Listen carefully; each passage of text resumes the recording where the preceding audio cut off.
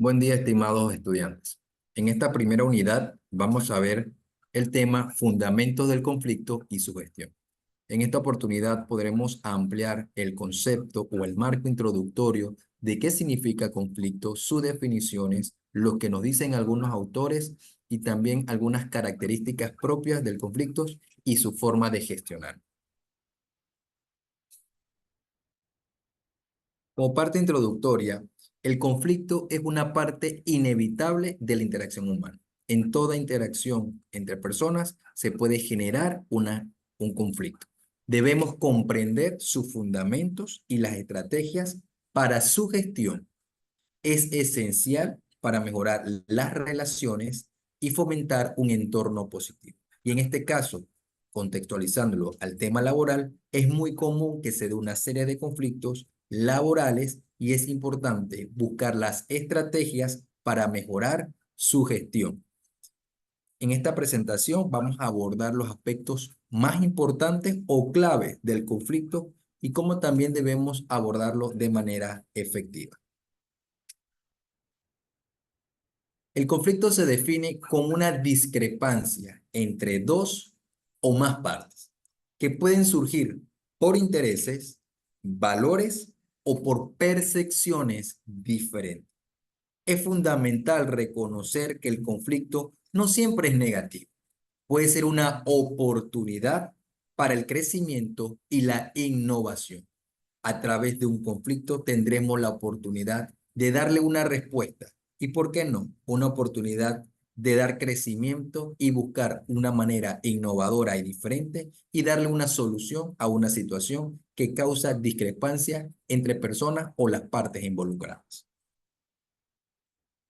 Los cuatro tipos principales de conflictos son importantes que lo podamos identificar. Esos cuatro tipos principales de conflictos son el intrapersonal, el interpersonal, el intergrupal e intergrupales. En el primero, los conflictos intrapersonales surgen dentro del individuo, relacionados ¿con qué? Con los valores, ideas y sus emociones.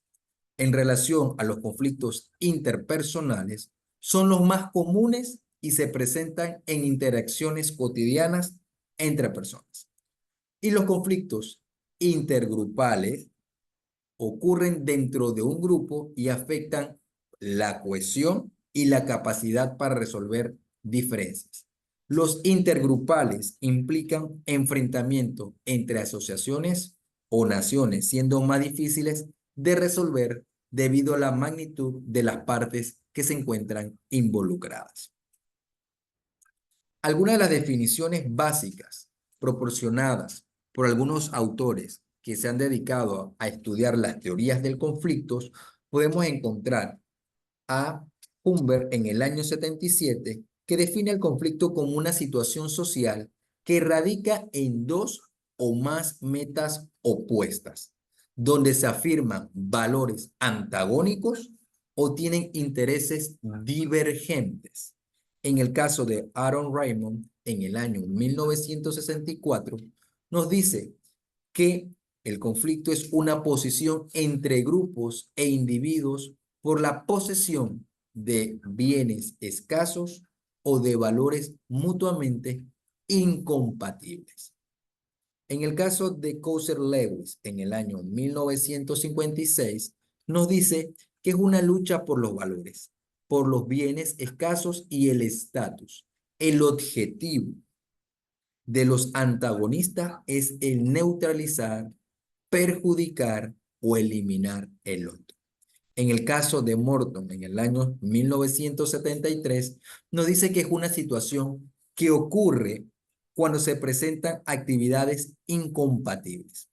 En el caso de Rubin Jeffrey y otros, nos dicen que es la divergencia percibida de intereses o una creencia de que las aspiraciones actuales de las partes no pueden ser alcanzables simultáneamente. En el caso de Thomas Kenneth, en el año 1992, nos habla de que es un proceso que comienza cuando una parte percibe que la otra afecta o está próxima a afectar negativamente a algo que le concierne. En el año 1998, Herbert nos dice que es cuando dos individuos, un individuo y un grupo o dos grupos están en conflicto en tanto que al menos una de las partes siente que está siendo obstruidos o irritado por la otra. Como pueden ver en esta tabla de definiciones básicas del conflicto, hemos hecho un pequeño recorrido histórico en las diferentes décadas en las cuales se ha ido evolucionando el término conflicto. Pero podemos notar que tienen elementos en común, como es el caso de los intereses, cuando están también en posiciones opuestas, la parte de incompatibilidad, que son elementos o palabras clave que podemos ver que definen lo que es un conflicto. ¿Cuáles son los efectos del conflicto? El conflicto puede tener tantos efectos, tanto positivos como negativos. El conflicto se puede ver como una oportunidad. En su forma positiva, puede fomentar que la creatividad y el cambio. Ante un conflicto puede causarnos la oportunidad de buscarle una solución, una alternativa que puede ayudar no solamente en este caso a las personas involucradas o a las partes, sino a la misma organización, si lo queremos ver desde el ámbito laboral. Sin embargo, si no se gestiona adecuadamente, puede llevar a la desmotivación y a un ambiente laboral un poco tóxico y con diferencias entre las personas o la organización. En este caso, las personas que forman parte de ese ámbito laboral, causando los roces que son muy comunes dentro de lo que es un desarrollo organizacional dentro de una empresa. La comunicación en conflicto. Para poder dar solución a un conflicto es importante una comunicación efectiva. Es esencial para gestionar el conflicto. Es un elemento clave dentro de la gestión para resolverlo. Escuchar activamente y expresar las necesidades de manera clara puede ayudar a reducir los malentendidos y facilitar una resolución más rápida y efectiva. Dentro de las diferentes unidades vamos a ver las estrategias que son indispensables dentro de una persona que maneja lo que es la negociación y la mediación para resolver un conflicto. Dentro de esa se encuentra la parte de una comunicación efectiva. Hablemos un poco desde el contexto de las teorías del conflicto. Como pueden ver en la diapositiva, nos encontramos con la primera en el diagrama 1, las escuelas del pensamiento sobre el conflicto. Está la escuela clásica y la escuela conductista. En estas dos escuelas podemos ver que en la primera, la clásica, tiene que ver con el análisis de la relación entre grupos. ¿En qué se fundamentan? Como es el marxismo, el funcionalismo y las nuevas teorías del conflicto. Mientras que en la escuela conductista podemos ver que se basa más que todo en la parte psicológica. Como ustedes saben, la psicología tiene que ver con el comportamiento humano. Y en esta escuela conductista, lo que se enfoca es en el análisis del comportamiento o la conducta de las personas. ¿Cuáles son sus fundamentos teóricos? Las teorías de la Gestalt, la teoría del campo, por supuesto, la psicología social y cognitiva que tiene que ver con los procesos mentales y también la parte de la dinámica de grupo que se relaciona o se vincula con las teorías del juego. En el diagrama número 2 podemos ver las que son las dimensiones del conflicto. Y las dimensiones del conflicto son tres grandes áreas. El aspecto psicológico, el aspecto estructuralista y por supuesto el aspecto psicosocial. Veamos un poco la dimensión psicológica. En ella se considera que el conflicto es un elemento individual intrínseco a la persona, quien ejecuta los actos agresivos ante estímulos inherentes a los seres humanos. Mientras que la dimensión estructuralista sostiene que el conflicto se origina en la sociedad. Miren, aquí ya vemos una diferencia. La psicológica habla de que el conflicto es un elemento individual propio del ser humano, mientras que la estructuralista nos dice que el conflicto se origina en la sociedad, es decir, en un grupo de personas, y está determinado por su propia estructura y por las relaciones sociales que en esta produce. Por ejemplo, si lo queremos ver desde el ámbito laboral, cómo está estructurada el ambiente dentro de esa organización, cuáles son los elementos que forman parte de esa organización y cuáles son las situaciones que pueden llevar a sostener un conflicto. Mientras que en el caso de la dimensión psicosocial, supone conflictos de intereses y de valores, determinados por la interacción de las personas o de los individuos con los mismos sistemas sociales. Miren que en el psicosocial ya no solamente me habla de que es la interacción de un grupo de personas dentro de su sistema, sino que se debe a los propios intereses y basados también en los valores que posee cada una de esas personas dentro de un grupo.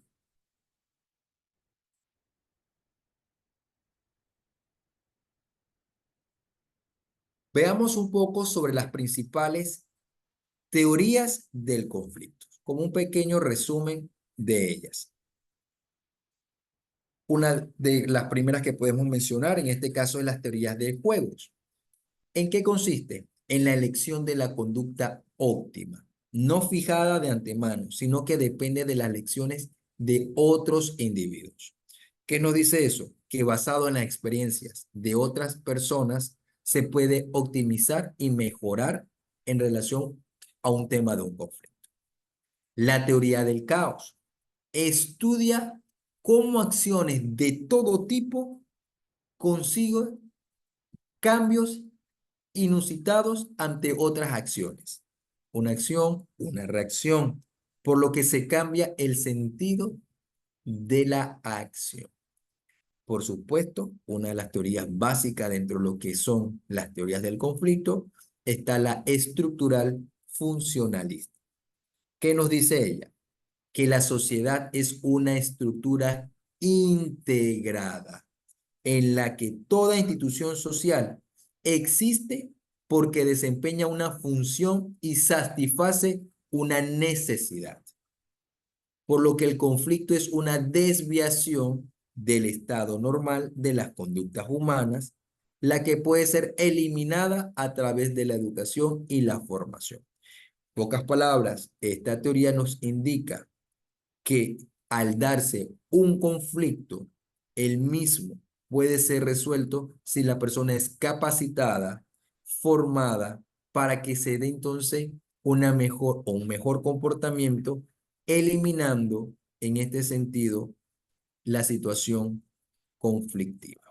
En relación a la teoría sociológica, en ella el conflicto es un elemento para el desarrollo colectivo, donde éste se convierte en otra forma de sostenibilidad del sistema social. Pues como lo hemos visto, pues el aspecto sociológico integra, por decirlo así, la sociedad en la cual se hacen estudios de su integración, sus relaciones, sus vínculos, sus valores y cómo se integran dentro de un grupo de personas, que el mismo no necesariamente va a ser de todo llevado de manera sana, sino que pueden surgir elementos que nos pueden llevar a un conflicto. Entonces, ahí un elemento importante para el desarrollo de ese colectivo. Las estrategias de resolución. Existen varias estrategias de resolución de conflictos, incluyendo la negociación, la mediación y el arbitraje, que son los métodos de resolución de conflictos que ustedes conocen. Cada estrategia tiene sus ventajas y por supuesto sus desventajas. Y la elección adecuada depende del contexto del conflicto. En las siguientes unidades posteriores vamos a ver la diferencia entre lo que es también una negociación y lo que es la mediación. Como un marco introductorio del concepto de negociación, es importante conocerlo. La negociación se define o podemos decir que implica que las partes involucradas trabajen juntas para encontrar una solución mutuamente aceptable, que las partes involucradas llegan a un acuerdo en el cual se sienten satisfechos con el mismo. Es fundamental que ambas partes estén dispuestas a qué, a comprometerse para alcanzar un acuerdo satisfactorio. En la unidad 2 vamos a ampliar un poco más también sobre el tema, por supuesto, del concepto de negociación y sus estrategias. Existen elementos indispensables dentro de lo que es la negociación. ¿Cuáles son ellos? Las personas, los intereses, las opciones y los criterios. Las personas, separar a los individuos del problema para evitar que las emociones interfieren con la solución. Miren que estos son los elementos fundamentales de la negociación. Tengo que separar la persona del problema. ¿Eso qué quiere decir? Debo identificar bien la situación, la problemática, y que las emociones, lo que siento, no influya o no interfiera en la solución, sino que debe ser un tema también cognitivo, racional. Los intereses, enfocarse en los intereses subyacentes en lugar de posiciones asumidas. Es importante conocer qué le interesa a la otra parte, cuál es su objetivo, cuál es su interés, cuál es su deseo de lograr una negociación y llegar a un acuerdo. Entonces deben escuchar, por eso es importante la comunicación efectiva y la escucha activa, de escuchar cuál es el interés de la otra parte. Las opciones. Hay que generar múltiples posibilidades antes de decidir una solución. Tener un abanico de opciones, de alternativas para encontrar la solución, en la cual las partes se encuentren satisfechas, ambas partes.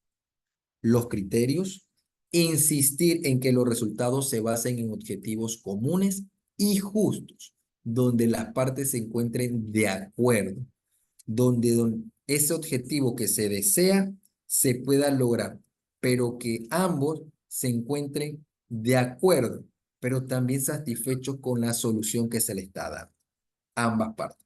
Si no se logra eso, entonces no hemos logrado una negociación estable.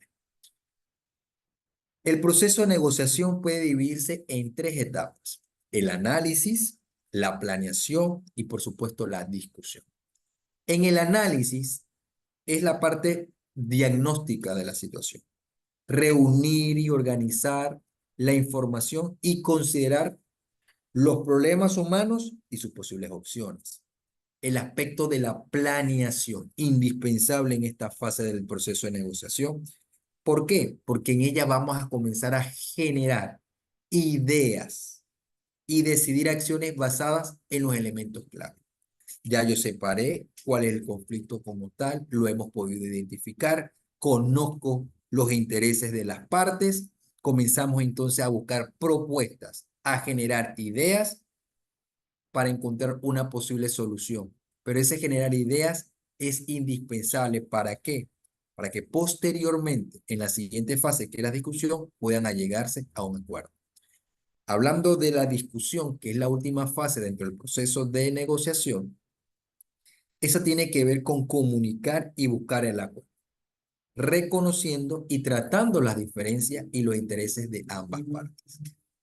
Estos tres elementos van de la mano, van entrelazados. Primero debo tener el análisis de la situación, posteriormente debo llevar la parte de una planeación, que es como una planificación, donde vamos a generar ideas, escuchar propuestas, ver si se acercan a los intereses de las partes, para entonces llegar a una discusión en la cual cada uno va a comunicar si está de acuerdo con las propuestas, buscar ese equilibrio, reconociendo las diferencias, pero también los puntos que se tienen en común.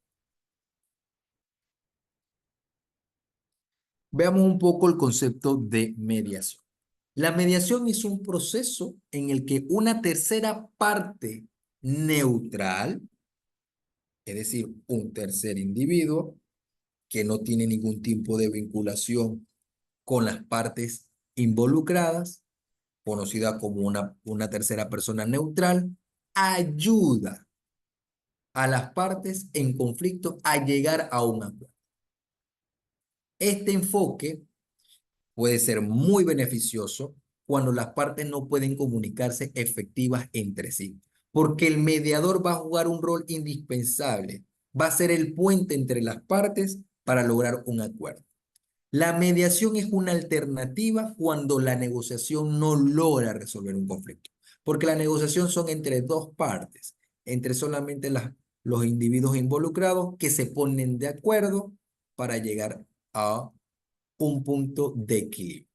Los mediadores, con sus experiencias, con sus habilidades y destrezas, por supuesto con una perspectiva imparcial, ayudan a esas partes involucradas a encontrar soluciones que no habían considerado, manteniendo un ambiente tranquilo y utilizando la persuasión para llegar a un acuerdo. Hay reglas básicas dentro de un proceso de negociación, como es el dirigirse a la otra persona de manera respetuosa, solicitar la palabra, escuchar a las partes para ir avanzando en el tema. Veamos algunas habilidades para resolver el conflicto. La capacidad para escuchar activamente. Es indispensable tener una escucha activa porque ahí puedo identificar cuáles son los intereses, pero también sus emociones y poderlos separar, lo de la persona del conflicto. La capacidad de analizar el problema, identificar y separar los problemas involucrados y tomar una decisión o llegar a una resolución con respecto a lo. La capacidad de usar un lenguaje neutral, hablando claramente y si se requieren opiniones expresadas por escrito. Es importante que el mediador juegue un papel neutral, porque donde una de las partes involucradas perciba o interprete que se está inclinando hacia una de las partes, puede desarrollar una situación problemática en la cual puede percibir que hay una inclinación a favorecer a una de las partes. Y eso es indispensable, que el mediador se maneje a través de una postura y un lenguaje de manera neutra. La sensibilidad hacia los valores que las partes sienten profundamente, incluyendo temas relacionados con los grupos étnicos, el género y las diferencias culturales. La capacidad para lidiar con objetivos e información insuficiente, compleja y a veces confusa. Es importante que en muchos casos podamos hacer un análisis e interpretar lo que la persona quiere expresar de una manera clara, precisa hacia la otra parte. Tener presencia y tenacidad, sostener un compromiso expresado con honestidad. Ahí es donde ustedes pueden ver que podemos utilizar como un tipo guión, que al final dentro de un proceso de negociación es indispensable tener un discurso introductorio, cuando se acercan las partes involucradas, que son los elementos dentro de las estrategias. La capacidad para identificar y separar los valores personales del individuo, como se lo dije, eso se vincula mucho con la capacidad de la escucha activa, la capacidad de permanecer neutral y se hace mucho énfasis en la misma, objetivo bajo las presiones de las partes, eso es indispensable, no dejarse presionar por las partes, aún teniendo que balancear, por supuesto, las diferencias de poder que pueden surgir. Como conclusión podemos mencionar dentro de esta primera unidad que es importante tener claro el concepto del conflicto, sus fundamentos, también los aspectos teóricos como las teorías del conflicto, las dimensiones de las mismas y por supuesto el tener esa base consolida lo que vamos a seguir dando tanto en la unidad 2 como en la unidad 3.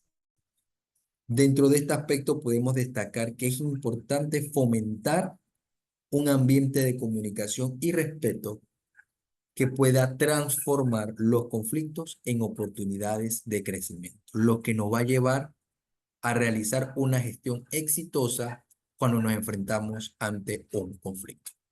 Muchas gracias.